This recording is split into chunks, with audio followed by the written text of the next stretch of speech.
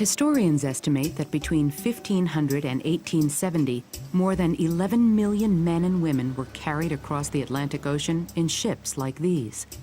The passengers were forcibly transported from Africa to the West Indies, Brazil, or other lands of the Americas.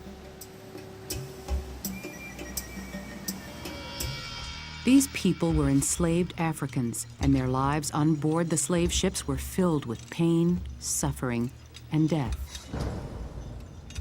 In the 1500s, Europeans saw enslaved Africans as a source of inexpensive labor for their colonies. European planters established plantations or huge farms in North America, South America, and the Caribbean.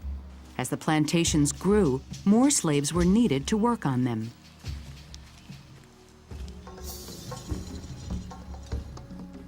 Slavery had existed in Africa since ancient times. Some African kings and merchants captured people and sold them as slaves to European traders, as well as to Arab merchants. When the demand grew, kings often sent their warriors to attack neighboring villages for slaves. The Europeans treated slaves like cargo. They were locked inside cells for weeks until ships could take them to colonies across the ocean. For slaves, life on a slave ship during the Middle Passage was a nightmare. Even crew members were shocked by the conditions in the slave holds. When I had to enter the slave deck, I was forced to crawl over the slaves. The Negroes are frequently packed so close together that they have not so much room as a man in his coffin. I was so overcome with the heat, dense and foul air that I nearly fainted.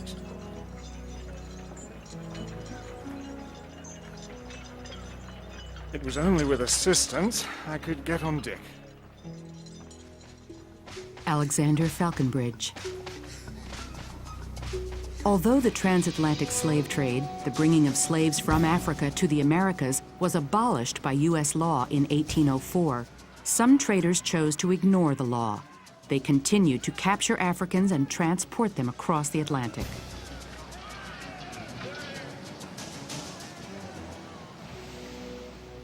On June 28, 1839, the Amistad set sail from Havana, Cuba, bound for the Cuban coastal town of Puerto Principe. On board, Captain Ramon Ferrer carried a cargo of 53 African slaves, purchased in Havana. An African on board the Amistad named Seneba Pié fought the men who tried to enslave him and other Africans. One dark night, Seneba Pié, called Cinque by his captors, unlocked his shackles using pieces of metal he'd found on the ship. Working quickly, he freed the rest of the slaves, and they prepared to attack their captors.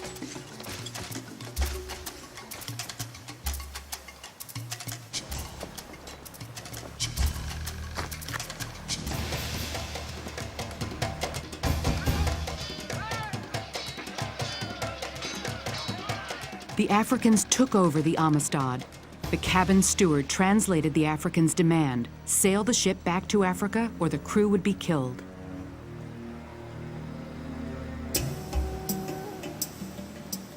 Instead of sailing for Africa, the currents of the Gulf Stream pulled the Amistad north. In the summer of 1839, American newspapers along the eastern seaboard reported wild stories of a ship manned by black pirates.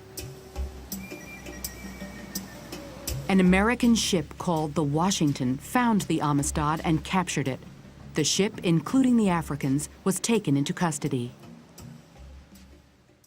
The Spanish government, which had colonized Cuba, demanded that President Martin Van Buren send the Africans to Cuba, where they would remain slaves. But former President John Quincy Adams thought that the slaves should remain free. He argued that since they had been taken from Africa illegally, they were not then legally slaves. For more than a year, Adams fought for the Africans' release. On March 9, 1841, the Supreme Court of the United States announced its decision. It is the ultimate right of all human beings in extreme cases to resist oppression. and to apply force against ruinous injustice.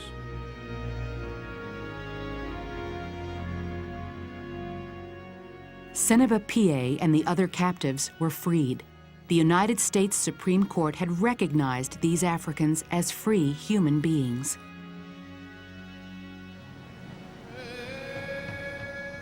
Although the Atlantic slave trade came to an end in the 1800s, the damage had been done. African societies were disrupted by depopulation and warfare. Some 2 million people had died on slave ships, and millions more had been forced to endure a life of slavery.